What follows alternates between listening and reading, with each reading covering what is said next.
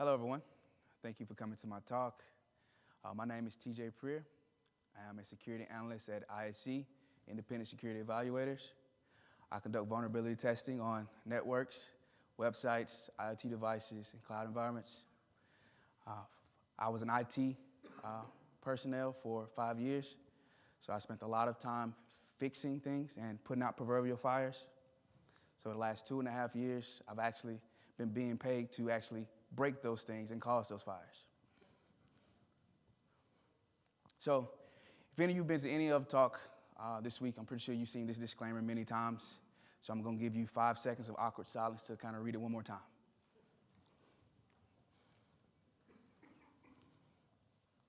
All right, what will we discuss? We will discuss my journey, exploring hacking tools, how hackers use tools, hacking tools in the modern digital landscape, and how this can benefit you.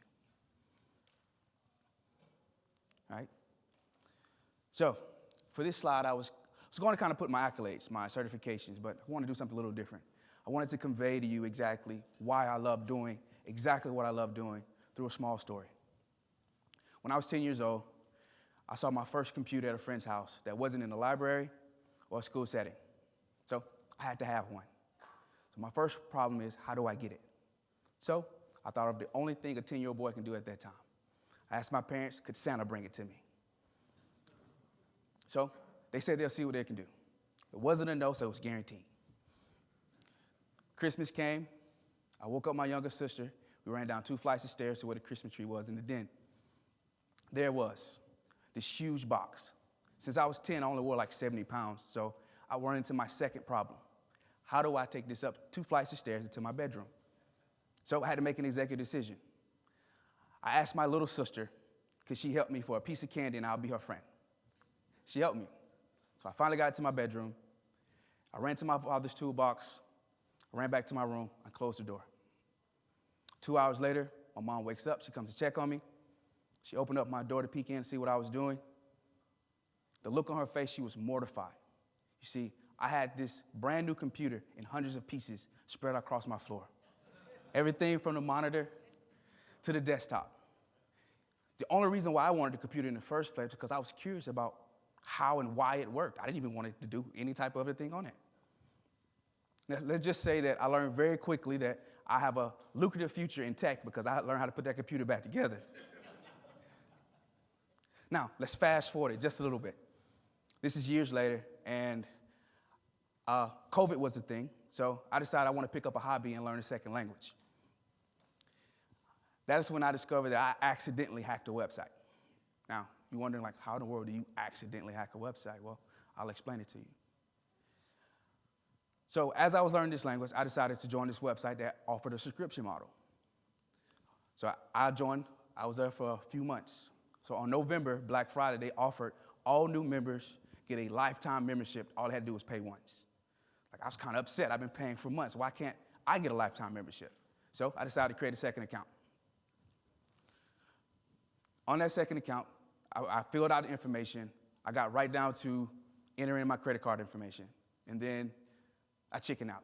I was like, well, I don't want to start over. I spent all this time working on this first account. Why do I have to start over? So I just closed the browser. But before I did, I actually copied the URL. An hour later, I actually changed my mind and said, well, you know what? I'll just save the money and just redo the work. So I opened the browser, I pressed paste, and I pressed enter. Now, what happened wasn't what I actually expected. I expected for my second account to populate and for me to enter my credit card information. What actually happened was my first account populated. I had forgot to put it in incognito mode again. And when I did so, my first account no longer said monthly subscription. It said lifetime subscription. Exactly, right? Now, I'm excited. I went from a monthly subscription to a lifetime subscription and didn't have to pay. But that excitement only lasts for like 15 seconds because I went from a monthly subscription to a lifetime subscription without paying. I basically stole and didn't realize how I did it. So I'm panicking. So I called my best friend. He works for the government. He does cybersecurity for them. I said, dude, I'm going to jail. Please tell my mom I'm sorry and it wasn't my fault this time. He told me to calm down and explain what exactly did I do. So I explained it. He said, oh, it sounds like you did a parameter poisoning, parameter pollution sometimes. I was like, well, what's that? He said, well, if you want to know, and then he paused. He gave me the best advice that I think he could ever possibly give me, but also introduced me to my first tool in my cybersecurity career. He said, Google it. Now, Google it, that's not what I wanted to hear, but it was really lucrative to me. It actually sent me on a journey to the more that I found out the more I learned, the more I realized, the less I knew. Now, this insatiable curiosity kept going to eventually I was able to hack my Jeep. Now, I'll explain that a little bit more in the presentation. But moving forward, it made me realize just the importance of how hackers use tools. Now, hackers use tools most time as their intended purposes. Now, you may ask, well, doesn't everybody use things how they're supposed to be used? Well, yes, invisible person, they actually do. But hackers can actually use this as a flaw. The example I can give you is, I'm not sure if you had heard about it, but recently in San Francisco, there's a string of ATM robberies. So hackers were robbing ATMs and taking people money. Now, when I first heard this, the first thing I thought about, well, they probably just use a skimmer or something like that. But since I was kind of curious, I just didn't assume. I actually went out and researched and found out why. Do anyone here know what exactly tool that they use to hack these ATMs? Anybody? No? Say it again? You're absolutely correct. They use super glue. The tool that they used was super glue. Can you really believe it? So what they did was they super glued the card reader. So therefore that customers were forced to use the tap feature from their card. You know when you tap, it taps to pay? Now, let's explain exactly what was happening and what was occurring. So pretty much on every debit card and credit card, there's a small microchip that has microprocessors that allow you for secure communication of data. These small microchips are called EMV chips. They're supposed to provide an extra security for transactions, specifically physical transactions. Now, with all this security implemented, none of that mattered because the hackers didn't even scan the card. They used the customers as an entry point. See, the issue with the ATM was that whenever you use the card and you enter in with the card reader, you conduct your business, you walk away because it deauthorized the account after you left. The issue with the tap function was when you tapped, withdrew money, when you walked away, you had to manually deauthorize the account. So people would come there, do their business, and just walk away from the machine, leaving it open for the hacker to come behind them and take their money. So many customers were complaining to the bank about this, saying that they didn't authorize this money to be taken out. The bank decision is different because they said, well, you are the one that authorized it, and they really didn't want to give them their money back. So many disputes went unclaimed until it got traction, more people started complaining about it, and media picked it up. Now, the next way the hackers typically use tools is in unintended ways. This is what I call thinking outside the box. Now, the next example that I'm going to show you is something that I kind of liken to horror movies. This is something that you see in kids' nightmares. Personally, I think it's like Chucky's second cousin, maybe twice removed, and that is Genesis Toys' My Friend Kayla. So, my friend Kayla can answer any question. She is supposed to be the toy of the future.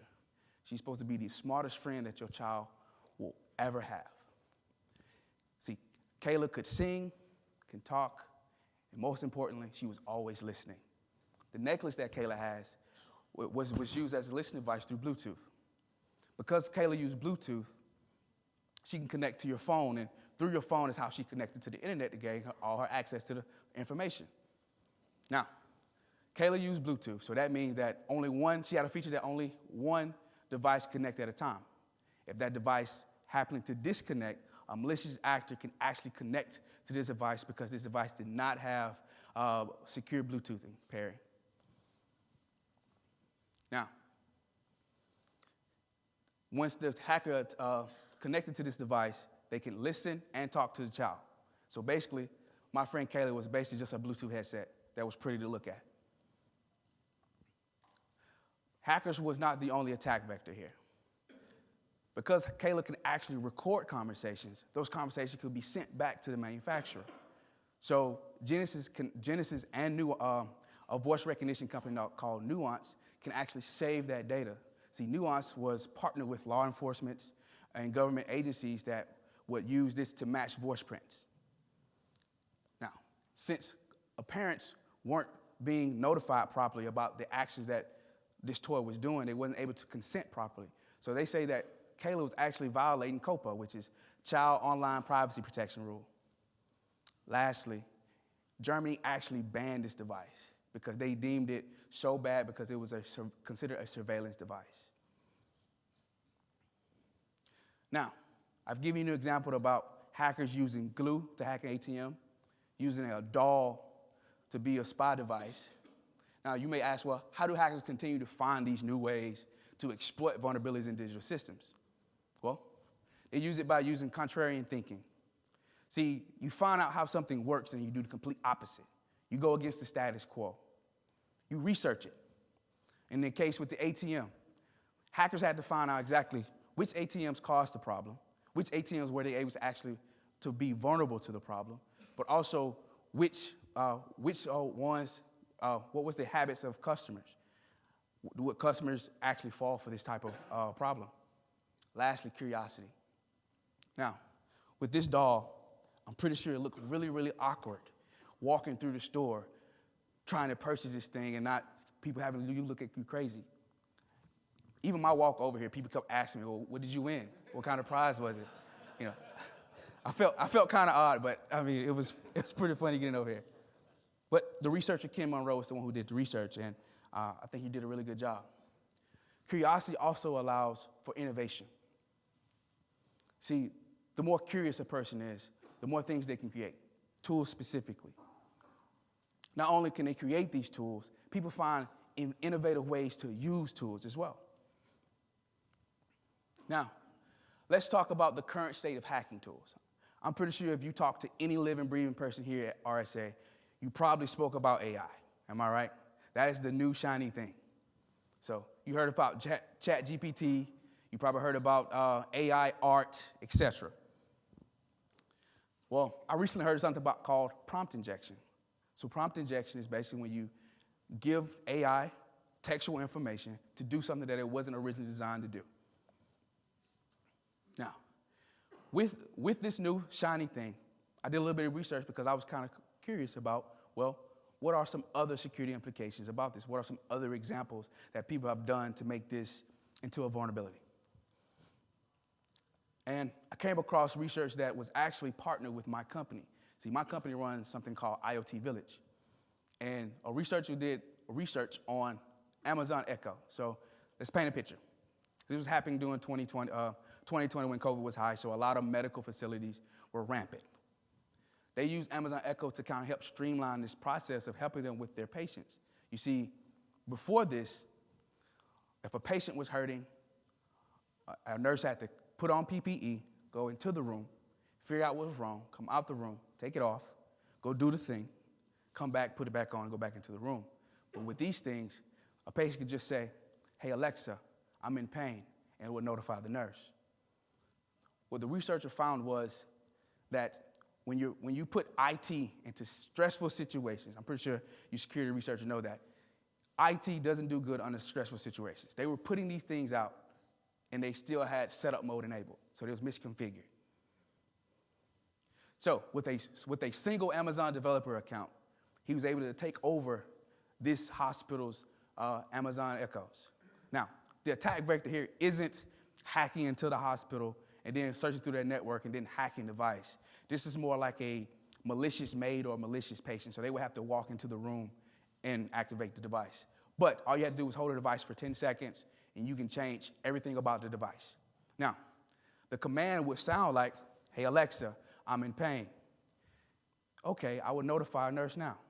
But what a malicious actor could have done was change the prompt to say, hey, Alexa, I'm in pain. Okay, I will notify a nurse to verify what is your name, what is your social security number. That in itself could lead to very, very bad implications. Next, I'm going to talk about voice AI. So I'm not sure if you heard about the bank that got hacked for $35 million because of voice AI. So I'll tell you exactly how it happened. So hackers hacked into the director of the bank's email account. Once they hacked into his account, they found a way to hack into his telephone or his cell phone. Through that, they was able to gather hours and hours and hours of him just talking. Through that audio, they was able to develop a voice AI that could be able to trick his employees. So they began to then start their attack. First, with the compromised email they sent to a financial manager. Hey, send this amount of money to these different accounts. Well, the financial manager thought it was kind of strange to be receiving an email from his director telling him to send $35 million. So he called. Once he called, the hackers intercepted the phone call, and he began talking to his director, or at least what he thought was his director. After a short conversation, he thought that, well, he approved it. I can go ahead and send it. And he ended up sending $35 million to various different accounts across the world. So let's just say the real director was not happy that day. Now, it may be shocking to hear about all the new things that you can do with just different tools, but as a security researcher, I'm more shocked at how easy it is nowadays to do all of this stuff. Now, I'm not sure if you guys actually heard of a new device called the Flipper Zero, but I actually acquired one. My coworker is the one who introduced it to me. So he asked me, have I heard of it? I told him no. He said, you ought to get one. So I asked him, well, can I get it through TSA? He said, yeah. I said, I don't want it. He was like, why not? I said, if TSA approves it, then it must not be any good. So, but I caved and I bought one anyway. It cost me less than $200. It's marketed as a toy. So it does NFC, RFID, Bluetooth, and various other signals. This is literally a Swiss Army knife of hacking tools, all in a small device that you can put in your pocket.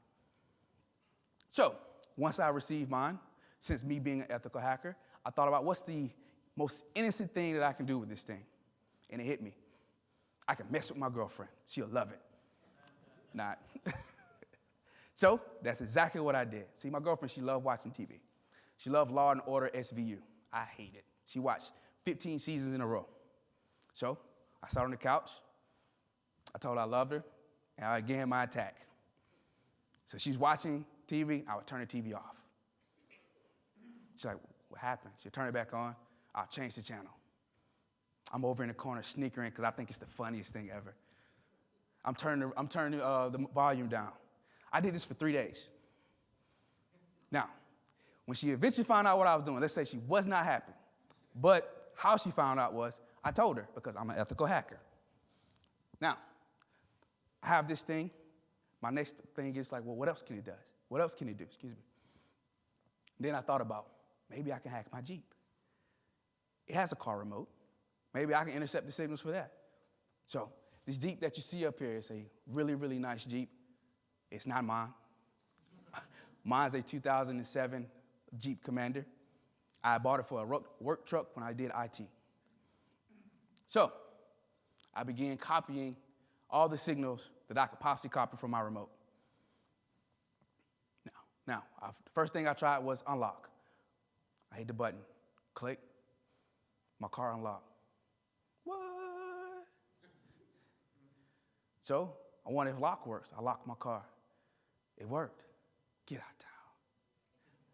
Lastly, I try to see if I can turn my car on, and my car cranks up. I'm amazed. Now I'm trying to figure out, well, why is this happening? Like, why does this work? So I did a little bit of research and found out, basically, it's just a replay attack. You see, cars a little before 2010-ish, a little after, most of them have what you call a static code on their key remotes, meaning that as many times you press that key remote, the code and signal is going to be the same. Now, that also means that either I have very, very poor encryption with my code or it's none at all. That means if I can do it, someone else can do it. All it takes is a little less than $200 small toy. Now, I have figured out how I can do it. Now, how can I fix it? So I did a little bit more research. And the first thing came up was get a new car. Well, I don't really want to do that because it costs a little bit more money, but so I looked for the next best option. They said, well, use something like a Faraday bag or something else that can secure my remote. Now, hacker's tool belt. So far, we've had Google where we accidentally hacked a website. We have Glue where we're hacking ATMs and stealing money. We have a doll.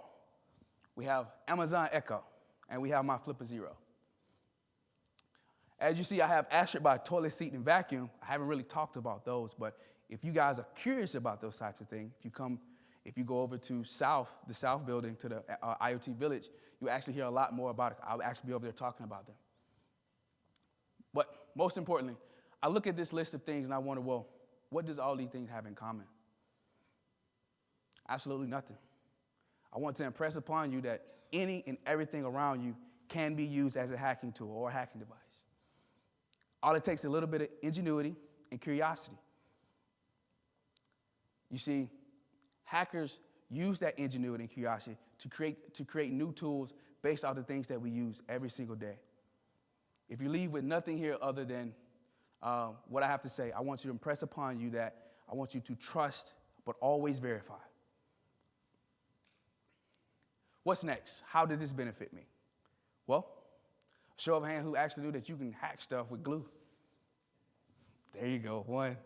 Well, I want to show that the way that this benefits you is it lets you know thy enemy. If you know what they're using or what they can potentially use, you can better protect yourself. You don't want to be the next victim calling a bank, asking them, well, how does money leave my bank account? Or you don't want to be the person that call the director of the bank and tell them, hey, I messed up. I sent $35 million. I don't think that's really going to go over well with your job. All right. Include, encourage, engage. Those are the things that I want you to kind of apply to your business model, to your culture. Include curiosity into your culture of your business. Find new tools for your team to use and learn why. Be curious. Stay up to date on the latest trends in cybersecurity. Create and implement well-defined policies and trainings. Engage with third-party vendors. What's better than two sets of eyes on your device? Multiple sets of eyes. Lastly, accept resources. Accept any type of resource that you can give. And here, I have a QR code. If you would like an extra resource, this QR code is you can get a free signed copy of Hackable. We'll send it right to you. So I'll give you a second to take a picture if you like.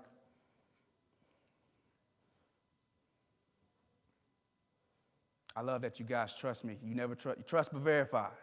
Trust but verify. All right. Everybody got it? Awesome. And these are the resources for where I got my research from. If you guys have any questions, please feel free to ask. I didn't quite understand what was the deal with it? Did they tap on the tap? Yeah, so they left before the session logged out? yes, so you have to manually log out when you tap. Oh, go ahead. Go for it. Yeah. So they wanted me on the microphone. Go for it. It's my big shining moment. Can you repeat?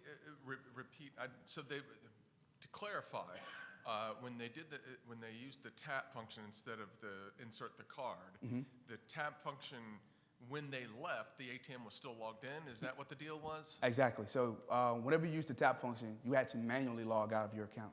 Whereas if you use the card, it logged out automatically. Oh, that's a horrible design on an ATM. Yeah. Think about the ATM Yeah. screen, and you're doing things on the screen, and you're telling it what you wanted to take out. Well, without the card there in the slot, the system doesn't know you're done. And so pulling the card out Was the log out. to tell it to log out. Yeah.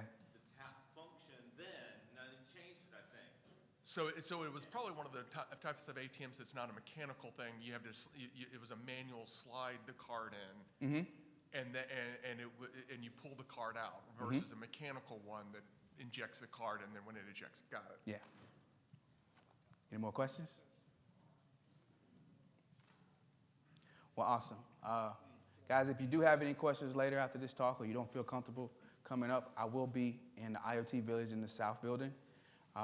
Come there, talk to me, hang out. I'll actually even teach you how to hack Bluetooth devices, so you're more than welcome to. Thank you.